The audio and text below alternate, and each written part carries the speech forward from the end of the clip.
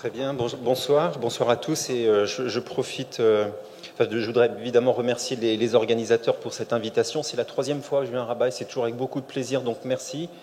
Félicitations au professeur El Hassani qui a fait un superbe topo, hein, donc on va changer un petit peu de domaine mais on reste quand même dans les poumons. Et donc je sème un peu le trouble parce que j'ai brouillé les pistes parce qu'effectivement, quand on m'a demandé de vous proposer des topos, j'avais pensé discuter avec vous des complications respiratoires, des déficits immunitaires. Donc c'est ce que vous avez dans votre livre de résumé des communications. Et finalement, j'ai un petit peu changé en cours de route, donc vous m'en excuserez, mais c'est un sujet qui est tout aussi intéressant, donc qui est celui des séquelles des infections respiratoires basses. Alors c'est sûrement quelque chose d'ailleurs que vous connaissez, une situation à laquelle vous êtes confronté. On ne va pas discuter de tout ça, on ne va pas discuter de toutes ces complications potentielles. On va quand même surtout se concentrer sur... Oups, pardon, je suis allé trop vite. Bon, il faut que j'apprenne à manœuvrer cet appareil. Voilà.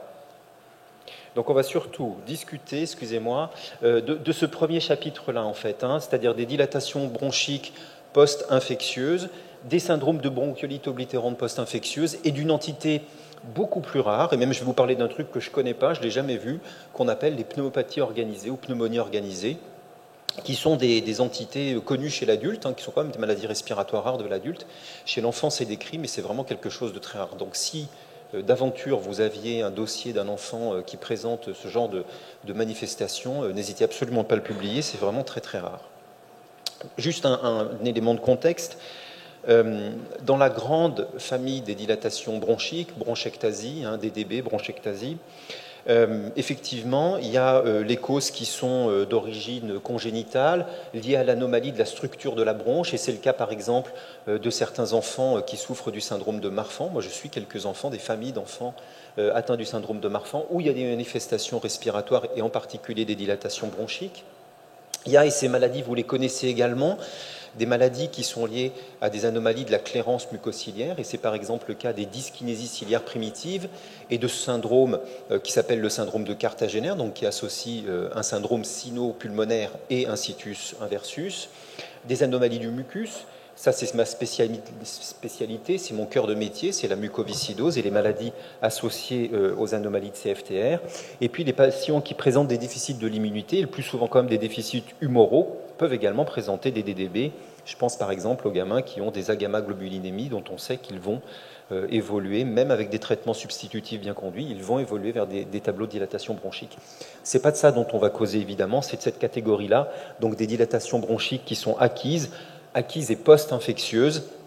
Et dans ces infections, vous voyez apparaître un certain nombre de virus, et notamment, j'ai vu qu'il y avait un très joli poster sur les infections virales respiratoires des enfants, où les recherches avec ces nouvelles techniques de détection moléculaire permettent de screener tout un tas de virus.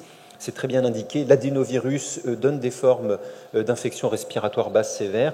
Et c'est aussi c'est aussi ce germe qui donne des tableaux de dilatation bronchique post-infectieuse et des tableaux de bronchiolite oblitérante post-infectieuse. Donc c'est quelque chose de connu. Il n'y a pas que les virus, hein, d'ailleurs. Le mycoplasme est aussi pourvoyeur de complications, de séquelles. La coqueluche, nos collègues pneumologues adultes, par exemple, se posent très régulièrement la question, quand ils voient arriver des patients avec des tableaux de dilatation bronchique, d'une coqueluche. C'est vrai que la vaccination est assez systématique maintenant et qu'on voit de moins en moins, on voit encore quelques coqueluches, mais en tout cas chez les adultes, c'est une question qui se pose très très régulièrement. Et puis la tuberculose, évidemment, que vous connaissez bien. Est-ce que je suis passé à l'autre diapo? Oui. Ce qu'il faut retenir en fait de tout ça, surtout, c'est qu'en fait les infections respiratoires basses sont vraiment la première cause des dilatations bronchiques de l'enfant. Et si on fait un peu la synthèse des données de la littérature, elle n'est peut-être pas tout à fait actualisée, mais globalement, même si elle l'était, ça ne changerait sûrement pas grand-chose au message que je veux vous transmettre, c'est que en premier lieu, face à un tableau de dilatation bronchique chez un enfant, le plus souvent quand même, il y a eu une infection respiratoire basse, virale ou bactérienne, identifiée, documentée ou pas, mais c'est vraiment la première cause, et c'est ce qu'indique ce tableau, effectivement. Vous voyez que dans le listing qu'on a un petit peu évoqué de toutes les causes possibles de dilatation bronchique, c'est vraiment les complications post-infectieuses qui arrivent au premier plan.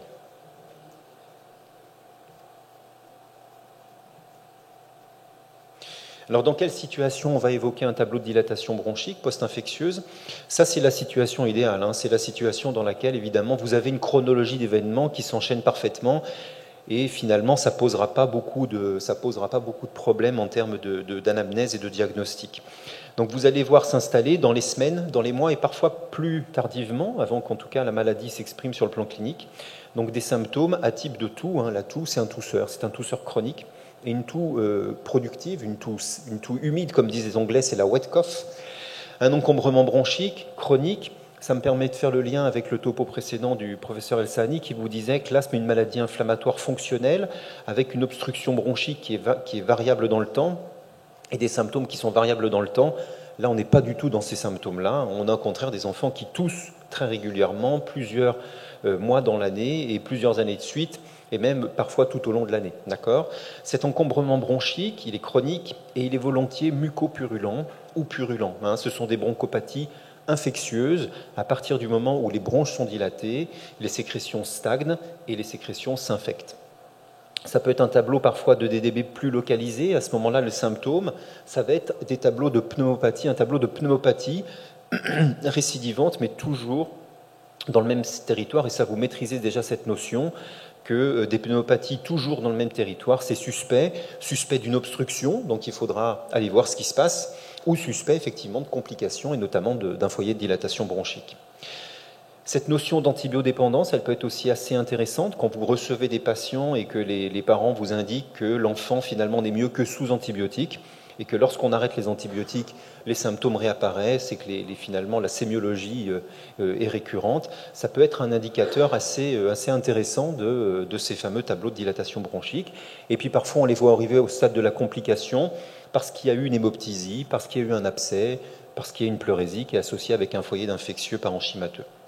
Le plus souvent, enfin ça dépend de l'étendue des lésions, mais c'est vrai que si en plus vous avez un retard de la croissance staturopondérale ou éventuellement un hypocratisme digital pour des formes qui seraient plus étendues et qui auraient déjà évolué depuis plus longtemps, ou d'anomalies de dystrophie thoracique, hein, de surdistension, enfin de thorax anormal, bon, vous avez quand même beaucoup d'éléments pour faire penser que vous êtes dans un processus chronique, ancien, et qu'effectivement on n'est plus du tout dans quelque chose de simple. La confirmation du diagnostic, elle va obligatoirement passer par l'outil radiologique, c'est absolument nécessaire. Il y a deux examens que vous connaissez, c'est la radiographie de thorax. Oups, attendez, je suis passé un peu vite là. Ah ben oui, j'ai oublié des diapos, excusez-moi, donc je vais juste vous parler comme ça, sans diapo, de la radiographie de thorax. La radiographie de thorax, c'est un bon examen de dépistage, mais elle peut manquer de sensibilité pour mettre en évidence des dilatations bronchiques, en particulier quand elles sont peu importantes, cylindriques, linéaires, ou qu'elles sont très localisées. Donc elles peuvent éventuellement vous orienter, mais très très vite, il faudra quand même aller confirmer le diagnostic par un scanner thoracique. Et donc c'est de ça dont je voulais vous parler. Le scanner thoracique reste le gold standard pour faire le diagnostic de dilatation bronchique.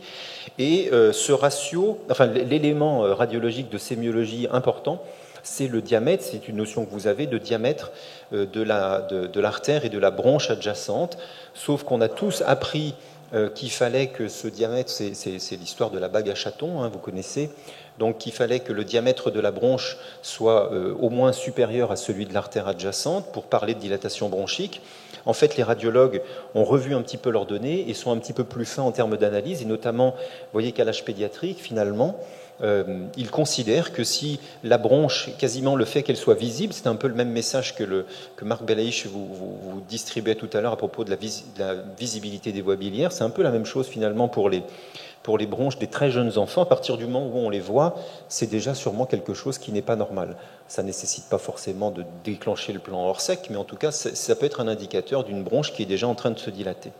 Et donc, vous voyez que finalement, cet indice de rapport bronche sur artère supérieur à 1, voire supérieur à 1,5, c'est un critère qui est finalement celui des adultes, mais en pédiatrie, on va sûrement retenir le diagnostic de DDB avant ça. Après, c'est des images que vous connaissez, il y a tout un tas, une sémiologie radiologique là aussi très riche, très descriptive des différents aspects de bronches. Ce qui peut être intéressant, c'est qu'effectivement, certaines DDB, celles qui sont cylindriques, celles qui sont dites en rail, peuvent être potentiellement réversibles. Si vous les traitez efficacement, on peut effectivement voir disparaître ces lésions du scanner. Il y en a par contre sur lesquelles vous risquez de vous casser les dents et que vous allez voir sur les scanners successifs que vous ferez, quand elles sont très importantes, saciformes, kystiques ou ampulaires, effectivement, ce sont des lésions qui sont irréversibles. Elles pourront éventuellement diminuer un tout petit peu de taille, mais elles ne disparaîtront pas totalement. Alors, des aspects radiologiques que vous connaissez, par exemple celui-ci, où vous avez ici au niveau de la lingula, on est dans le poumon gauche, au niveau de la lingula, vous voyez par exemple un aspect de dilatation bronchique, une image en rail, donc de dilatation tout à fait pas très importante finalement. Oups, attendez, je ne vais pas dans le bon sens. Voilà, donc ces fameuses images qu'on connaît tous, de bague à chaton, donc où vous voyez ici le couple artère-bronche, et dans le cas présent, vous voyez que les trois bronches segmentaires sont dilatées et leur diamètre est quand même confortable et largement supérieur au diamètre. Le diamètre de la bronche est largement supérieur au diamètre de l'artère qui est à côté. Et puis là, évidemment, ça ne fait absolument pas de doute.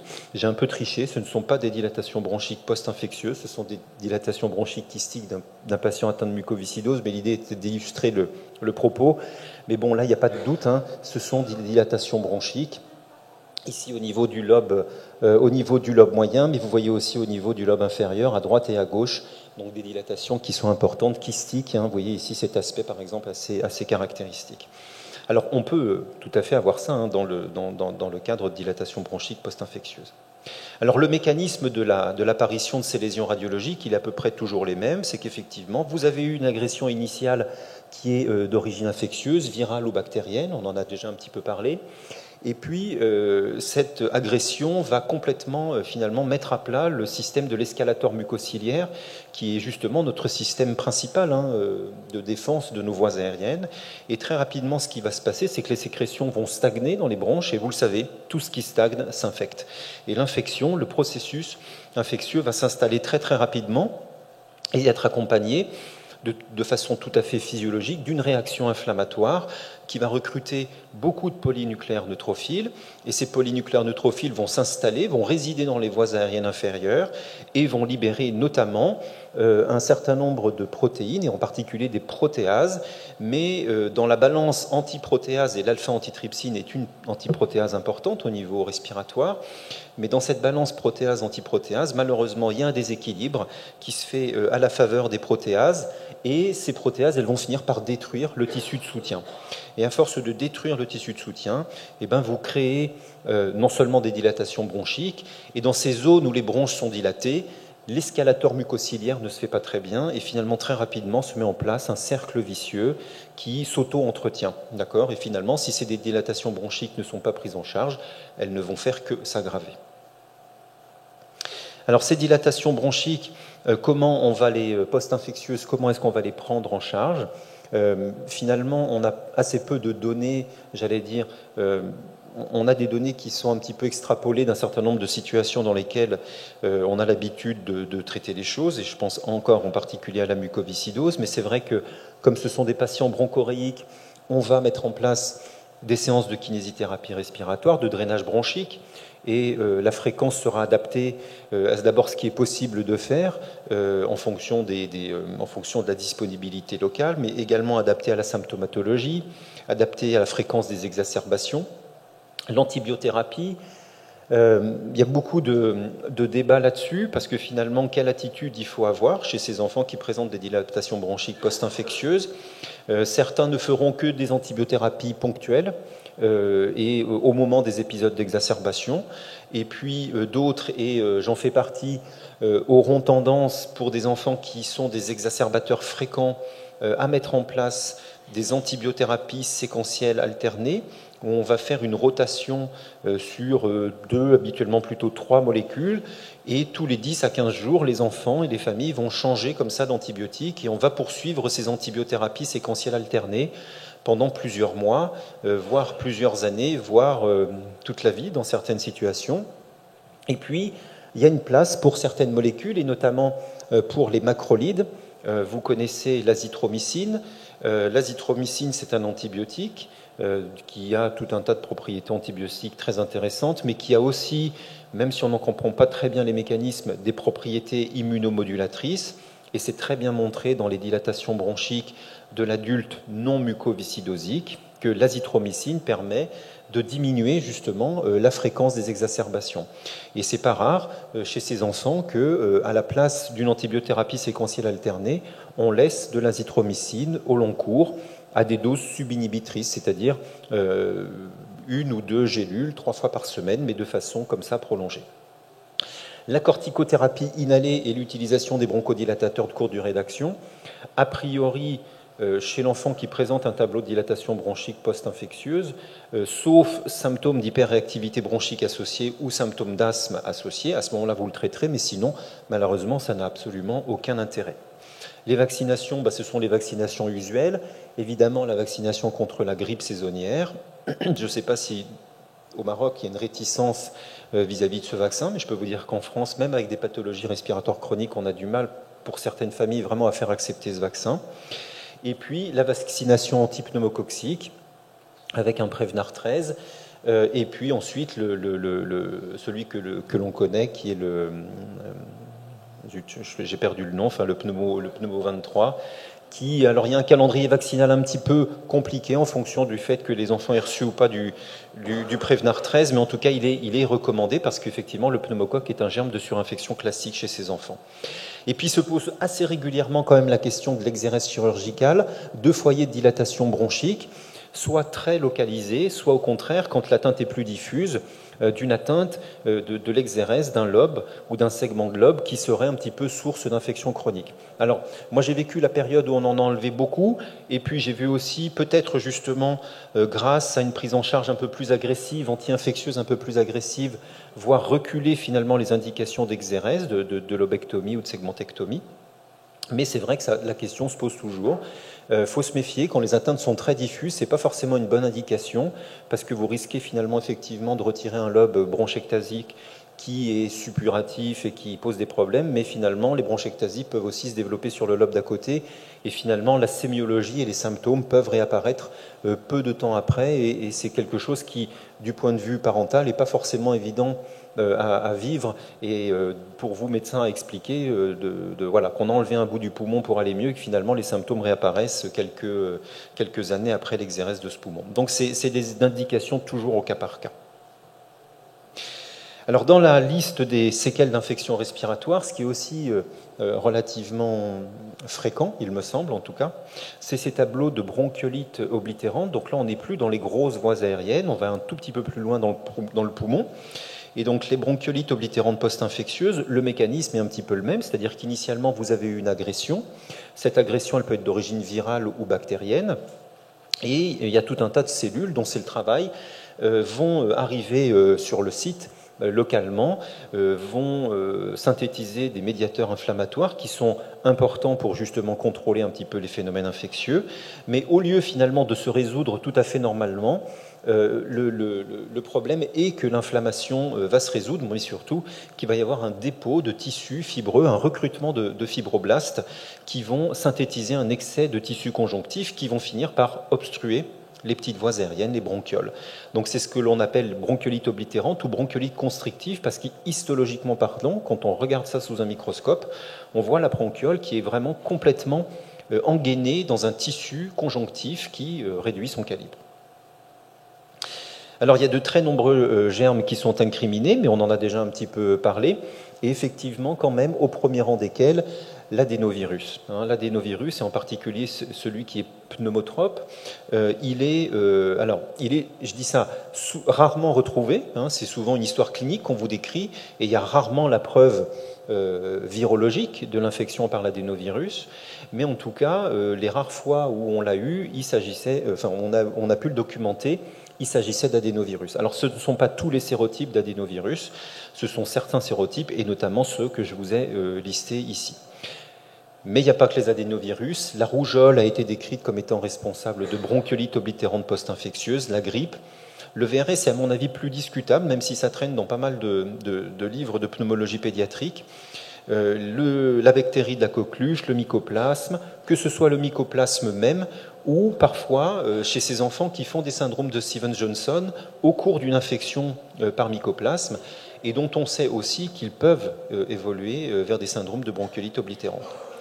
La prévalence, je ne sais pas vous, mais moi je suis absolument incapable de la donner. Il n'y a d'ailleurs pas d'études qui permettent de préciser, enfin de savoir de quelle proportion d'enfants vont présenter cette complication après une infection virale respiratoire. C'est sûrement quand même un événement relativement rare. Alors, ce qu'on sait, c'est qu'il y a quand même sûrement, et c'est toujours le cas, on en discutait, enfin, on vous l'évoquait dans l'asthme du nourrisson, et c'est le cas dans toutes les pathologies respiratoires, et sûrement pas que respiratoires. Finalement, ces complications, c'est l'interaction entre un hôte qui a un génome et des facteurs de prédisposition génétique, et son environnement. Et c'est sûrement pour ça que l'on a décrit une prévalence plus importante de ces bronchiolites oblitérantes dans certaines ethnies, et c'est le cas par exemple dans certaines ethnies de Polynésie ou de Nouvelle-Zélande, c'est le cas par exemple de certains Amérindiens au Canada, c'est le cas également dans certains pays, notamment Chili, Argentine, sud du Brésil. D'ailleurs, si vous regardez un petit peu et que vous faites de la bibliographie, vous verrez qu'il y a un auteur qui est très actif dans le domaine des bronchiolites oblitérantes post-infectieuses et qui est d'origine argentine, parce qu'il y a vraiment beaucoup d'enfants qui ont ces complications là-bas. Alors pourquoi ? Encore une fois, les facteurs génétiques sûrement, mais peut-être aussi que les facteurs viraux locaux, l'épidémiologie virale locale, est un petit peu différente de ce que l'on peut observer ailleurs. Alors quels sont les facteurs de risque de bronchiolite oblitérante ? Tous les enfants qui vont faire une infection par l'adénovirus ne vont pas forcément développer cette complication. Tous les enfants qui vont faire une rougeole ne vont pas forcément développer cette complication. Ce que l'on sait quand même, c'est que le risque, vous voyez, est multiplié par 50 si vous faites une infection respiratoire par adénovirus. Le risque est multiplié donc par 50 d'avoir ce type de complications. C'est quand même des formes d'infection respiratoire qui sont sévères, d'accord ? Sévères parce que, vous voyez, les gamins ont été hospitalisés et c'est des hospitalisations qui sont prolongées. C'est des enfants qui sont jeunes, le plus souvent âgés de moins de 2 ans ou de 3 ans. C'est des enfants qui sont sévères, ils vont passer en unité de soins intensifs, ils vont avoir besoin de ventilation mécanique. C'est des enfants qui sont aussi suffisamment sévères cliniquement pour que les médecins prescrivent des corticoïdes par voie générale et éventuellement, parce qu'il y a des symptômes respiratoires à type de sifflement, vont utiliser des bronchodilatateurs, des bêta-2 mimétiques par voie intraveineuse. Ce que je veux que vous reteniez finalement de tout ça, c'est que ce sont des tableaux, ce sont plutôt des enfants qui sont jeunes et que ce sont des tableaux respiratoires qui sont sévères. D'accord ? C'est pas le petit qui a fait une bronchiolite qui s'est guéri en 5 jours. D'accord ? C'est vraiment des tableaux qui sont beaucoup plus criants, on va dire, sur le plan clinique. En tout cas, c'est comme ça que le plus souvent ça se présente. Alors, comment ça se présente cliniquement et à quoi ça va ressembler ? C'est un petit peu la même chose que pour les tableaux de dilatation bronchique, c'est-à-dire que vous allez avoir un enfant qui va faire une infection respiratoire qui va quand même être notable de par sa sévérité, et dans les suites de cet épisode, il va rester polypnéique, ou il va rester dyspnéique, ou il va continuer à tousser, ou il va continuer à siffler, ou vous allez avoir une auscultation qui va être toujours anormale, avec des crépitants qui vont persister, ou des sibilants qui vont persister. Et si les choses évoluaient, éventuellement, ces complications ou ces manifestations associées dont on a parlé, c'est-à-dire d'hypocratisme digital, qui vont finir par apparaître. D'accord ? Mais c'est vraiment des symptômes qui vont persister. Là, pour le coup, il ne guérit jamais finalement tout à fait de sa maladie respiratoire. Là encore, l'imagerie a une place importante. La radiographie de thorax, elle arrive en première ligne. Et idéalement, il faudrait la réaliser en inspiration et en expiration. Pour vous dire, je vous l'écris et ce n'est pas forcément ce que l'on fait nous systématiquement, mais ce que vous allez vouloir mettre en évidence, c'est un phénomène de trapage aérique, parce qu'effectivement, ces lésions de bronchiolite oblitérante, elles sont associées à des phénomènes de trapage qu'on voit très bien au scanner. Alors sur le plan sémiologie radiologique, ce qu'on voit, c'est l'hyperclarté. Et cette hyperclarté, elle peut être segmentaire, elle peut être lobaire ou elle peut être pulmonaire, elle peut être unie ou bilatérale. Finalement, il y a différents aspects radiologiques possibles. Et puis il y a des tableaux radiologiques qui sont très très bien connus, par exemple. Un que vous avez peut-être déjà vu, de ces enfants avec des broncho-emphysèmes absolument monstrueux, entre guillemets, parce que vous avez à voir deux grands poumons très clairs, mais très distendus, vraiment une distension qui est importante, des thorax très déformés. Et puis une anomalie radiologique que vous connaissez sous le terme de syndrome de MacLeod, qui décrit justement cette anomalie radiologique, au contraire, lui, d'un petit poumon clair, ce poumon qui est justement la séquelle d'une infection virale ou bactérienne antérieure. Et puis, il peut y avoir des anomalies associées, atélectasie, bien sûr, syndrome bronchique, voire dilatation bronchique. Et ces enfants, éventuellement, évidemment, vont évoluer vers des tableaux, en plus de la bronchiolite oblitérante, de bronchectasie associée. Alors sur le plan iconographique, voilà ce que ça donne. Donc ces grands poumons clairs, bon, c'est extrait de cet article, j'aurais pu faire l'effort de vous trouver ça dans ma propre collection, mais globalement, je vous aurais montré la même chose. Ah si, celle-ci, c'est un enfant qu'on suit justement. Bon, regardez ce thorax, il est très distendu, ça, il n'y a pas de doute, les côtes sont horizontales, les coupoles diaphragmatiques sont très très basses, et regardez ce médiastin qui est très fin, tellement ce médiastin est sous pression lui aussi. Donc lui, voilà, c'est un tableau de bronchiolite oblitérante post-infectieuse. On ne connaît pas le germe, mais en tout cas, il n'y a pas de doute sur l'aspect radiologique. Donc voilà, ça c'est l'aspect assez facile, classique et typique. Et puis il y a ce fameux syndrome de MacLeod, de petit poumon clair unilatéral. Donc en l'occurrence ici, c'est le poumon du côté gauche. Ce qui n'est pas toujours évident d'ailleurs, c'est de dire finalement quel poumon est normal et quel poumon ne l'est pas. C'est un peu la difficulté parfois sur ces examens. Et c'est pour ça que dans ce cas, par exemple, ça pourrait être intéressant d'avoir un cliché en inspiration. On verrait ce poumon droit qui se remplit. Par contre, à l'expiration, vous verriez le poumon droit qui se vide, mais le poumon gauche ne change absolument pas d'aspect. D'accord ? Donc ça peut être un élément, c'est intéressant. Évidemment, difficile de faire de la radio sans passer par l'étape du scanner. Et le scanner va montrer, là encore, alors idéalement, il faut le faire en inspiration et en expiration, parce qu'encore une fois, ce phénomène de trapage, si vous voulez le caractériser, il faut faire expirer les enfants, et c'est pas toujours aussi simple que ça. Et donc l'aspect, on va dire, assez typique, je ne sais pas si ça ressort bien sur le... Si, c'est pas mal. C'est cet aspect que vous connaissez, d'aspect de mosaïque de perfusion, c'est-à-dire l'aspect un peu hétérogène qu'a le parenchyme respiratoire, le parenchyme pulmonaire, pardon, avec des aspects comme ça très hypodenses et des aspects en fait normales, qui apparaissent plus denses, mais les zones qui sont normales, ce sont celles-ci, et les zones qui ne le sont pas, ce sont les zones à ce niveau-là. D'accord ? Donc cet aspect de mosaïque de perfusion, dans ce cas-là, c'est plus diffus. Il n'y a pas juste un lobe, c'est un lobe et différents segments de lobe.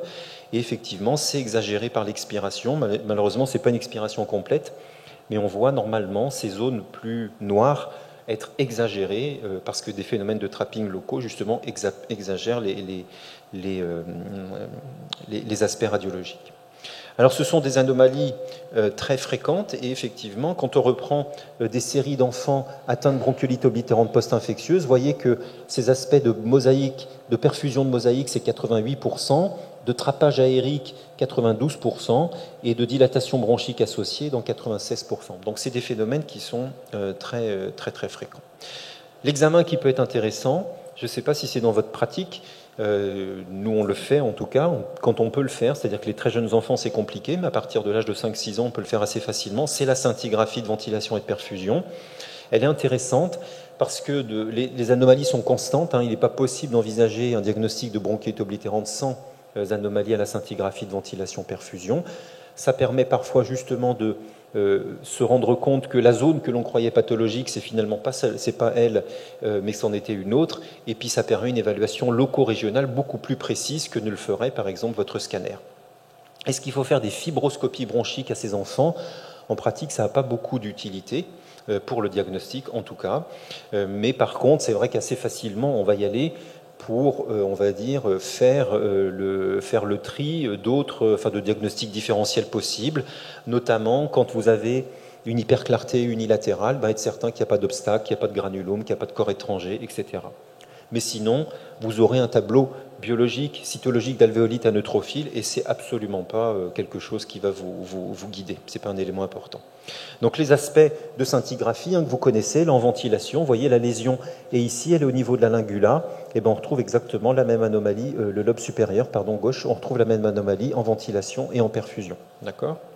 Et ça, pour le coup, le chirurgien, si un jour il doit l'enlever, ça va être important parce qu'il sait qu'il enlèvera cette zone et que le reste est parfaitement sain.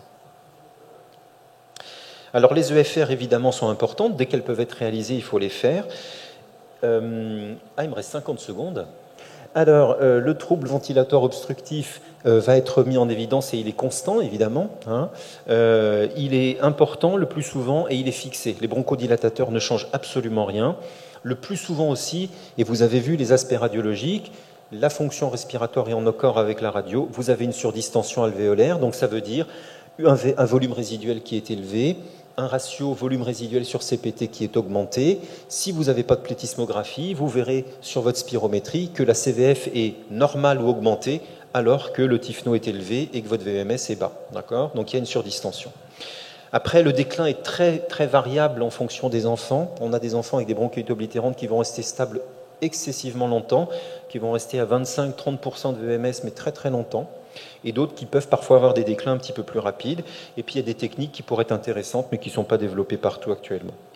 J'accélère un peu le pas pour vous montrer simplement que dans cette série, une sorte de méta-analyse qui a repris toutes les données disponibles, le TVO souvent est sévère. Vous voyez les valeurs de VMS chez ces enfants, ça va de 41% à 74% au maximum, qu'il est plutôt à prédominance distale et qu'il est fixé. Vous voyez, il n'y a absolument pas de réponse au bronchodilatateur. On est vraiment très très loin des 12% de réversibilité. Est-ce qu'il faut faire une biopsie pulmonaire à ces enfants ? Le plus souvent, ce n'est pas nécessaire. Ce n'est pas nécessaire parce que si vous avez une anamnèse, si vous avez un tableau clinique, radiologique, fonctionnel, respiratoire qui est évident, il ne faut pas aller faire de biopsie, ce d'autant que souvent la répartition des lésions peut être hétérogène, sauf quand vous avez une anomalie radiologique vraiment très précise, mais parfois ce n'est pas toujours aussi évident. Et le risque, c'est que le chirurgien biopsie une zone saine et vous réponde que non, il n'y a pas du tout d'anomalie de bronchiole, auquel cas vous êtes un peu en difficulté pour aller expliquer ça aux parents. Comment ça se prend en charge ? C'est symptomatique, c'est purement symptomatique. Donc c'est des choses dont on a déjà parlé, c'est de la kiné, c'est de l'oxygène quand il y a une insuffisance respiratoire, diurne pour la déambulation, nocturne quand il y a une hypoxie nocturne, un support nutritionnel parce que quand ils sont quand ils sont insuffisants respiratoires, ils sont souvent en difficulté sur le plan nutritionnel. Et donc toutes les mesures associées dont on a parlé, de vaccination, de réhabilitation à l'effort quand c'est possible de le faire, et évidemment de contrôle de l'environnement, d'éviction du tabac quand c'est réalisable. Après, pour les traitements médicamenteux, les corticoïdes, alors une question que l'on se pose, j'aimerais bien avoir votre retour là-dessus, mais est-ce qu'il faut faire des bolus de corticoïdes, de méthylprédnisone à ces enfants qui justement, j'allais dire dans la meilleure configuration, on a l'enfant qui a fait l'infection respiratoire, il traîne et au bout de 3 semaines il s'en est pas sorti. Est-ce qu'il faut considérer que c'est une bronchiolite oblitérante et faire des bolus de prédnisone ? Voilà. Et quand vraiment le diagnostic est fait plus tardivement, est-ce que ça peut avoir un intérêt de faire des bolus de prédnisone ? Ça, les choses ne sont pas du tout clarifiées et c'est vraiment très équipe dépendant. Les corticoïdes oraux inhalés, ça va dépendre évidemment de la symptomatologie. Encore une fois, s'il y a de l'asthme ou une hyperactivité bronchique associée, vous pouvez bien sûr les utiliser. Les bronchodilatateurs, a priori, pas de place réellement. Et l'antibiothérapie, ces enfants vont finir par évoluer comme des tableaux finalement de dilatation bronchique. Donc ça va être l'antibiothérapie telle qu'on en a déjà discuté. Et l'azithromycine qui pourrait peut-être là aussi avoir un intérêt et qui parfois, chez ces enfants exacerbateurs fréquents, va vraiment avoir un intérêt de stabilisation et de réduction des exacerbations. Juste une étude prospective, mais très rapidement, justement sur l'intérêt de ces bolus par corticoïdes, dans une toute petite série. C'est le seul article que j'ai trouvé sur justement l'évaluation des bolus de corticoïdes chez ces enfants. Rien d'autre, absolument rien d'autre. Et donc dans cette étude, vous voyez que c'est un tout petit effectif, 17 enfants qui ont fait une bronchiolite oblitérante post-infectieuse, à un âge médian d'environ 20 mois, donc de très, très jeunes enfants, ça colle bien avec ce qu'on disait. Et donc, ils ont eu en médiane 12 bolus, mais ça va de 1 à 36 bolus, avec des doses qui sont les doses de bolus habituelles. Et donc, tous n'ont pas répondu. Leur critère de réponse est un critère radiologique, en termes justement de diminution des aspects de mosaïque de perfusion. Et finalement, ce qui montre c'est que ceux qui répondent avaient habituellement eu des bolus assez rapidement après que le diagnostic de bronchiolite oblitérante ait été posé. Et ceux qui répondaient, c'était aussi le plus souvent les plus jeunes enfants. Bon, après, je ne sais pas ce qu'il faut en tirer de ce genre d'article, mais c'est vrai que ça peut-être qu'il faut s'il faut les positionner, ces bolus, il faut peut-être le faire assez rapidement, finalement, après l'infection en cause. Dans la dernière, et ça va aller très vite parce que vous allez voir que là aussi le tour, la littérature est assez rapide là-dessus. Ce qui est assez classique, en tout cas dans les complications, les séquelles de ces infections respiratoires, c'est ces tableaux qu'on appelle de pneumonie organisée.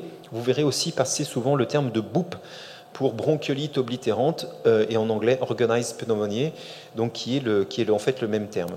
Donc ça a été décrit, hein, si on regarde dans les textbooks, là encore on retrouve toujours un petit peu les mêmes germes qui sont responsables de ces pneumonies organisées, sauf que là vous avez par exemple certains agents fongiques qui sont décrits comme potentiellement responsables de ces pneumonies organisées.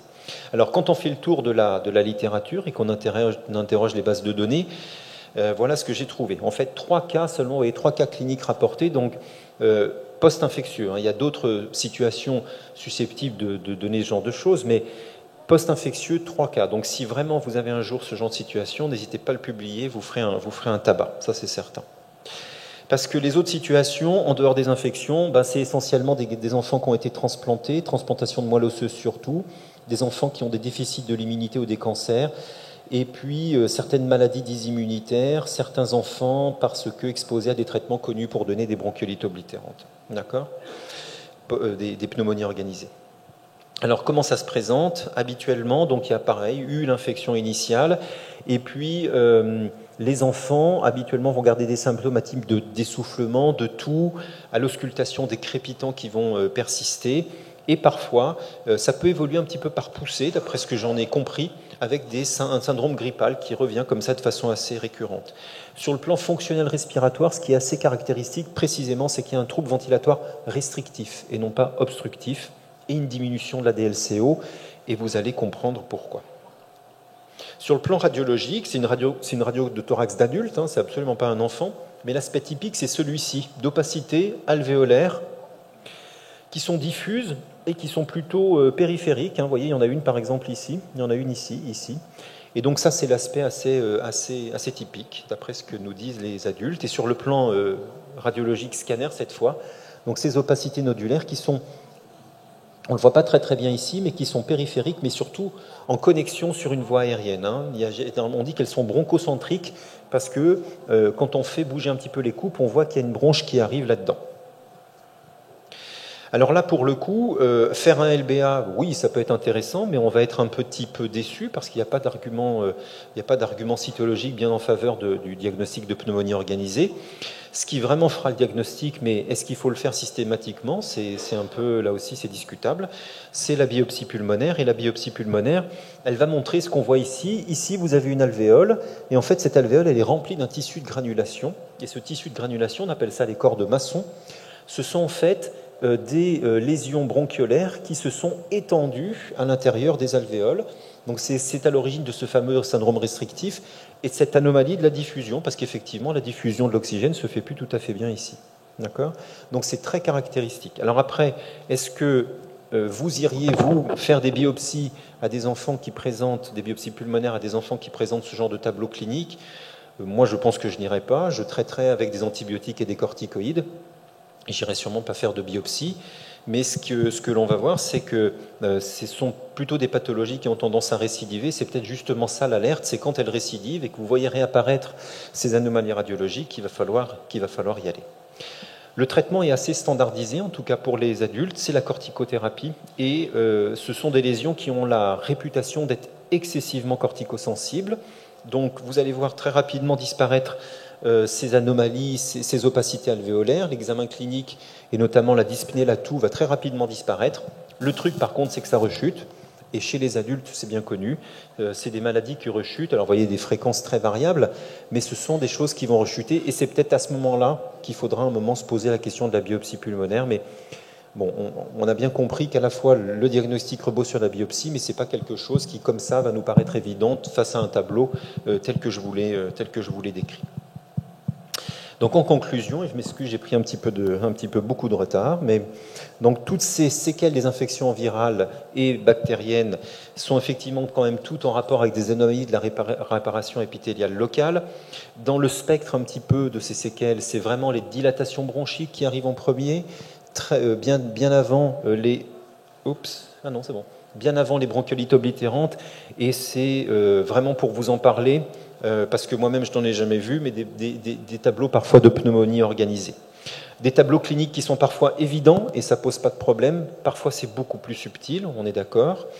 Intérêt évidemment des explorations fonctionnelles respiratoires dès qu'on le peut, des explorations radiologiques, une prise en charge, vous avez bien compris, qui tourne toujours quand même autour d'une prise en charge symptomatique, et qui n'est pas consensuelle, en particulier en termes d'antibiothérapie. On a des approches un petit peu différentes.